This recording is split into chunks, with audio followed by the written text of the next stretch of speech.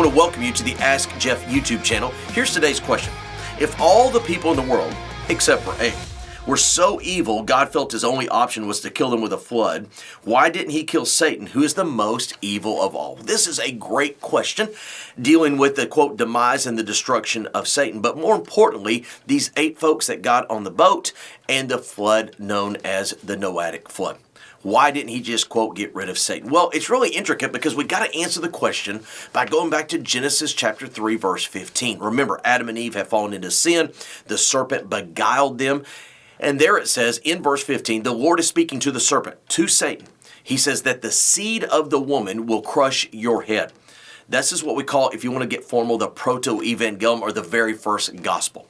The Lord is making a statement. I mean, we're talking moments, maybe hours after humanity has fallen into our sinful state. He says that there's going to come a Messiah, the seed of the woman, one who will redeem us and crush Satan. That promise was made.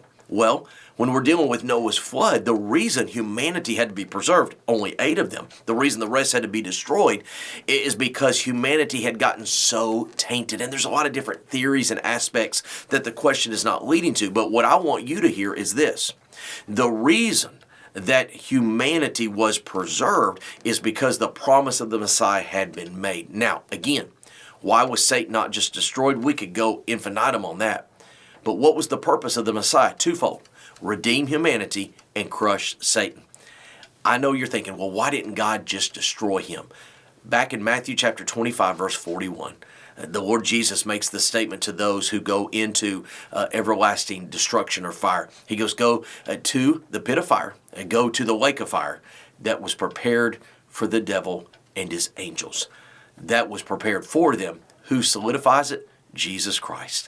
When he went to the cross, when he bore the sins of humanity, he not only made redemption a possibility for us, he made the eventual destruction of Satan a done deal, which, by the way, is spoken of very clearly in Revelation chapter 20, verses 11 through 15, where they experience the, quote, second death in the lake of fire for all of eternity. Again, I know from a human perspective, it seems like it would just be easy to get rid of the devil, but God had made a plan, God had prophesied, and it was going to come to fruition. Great question. If you have one, send it to askjeff.net.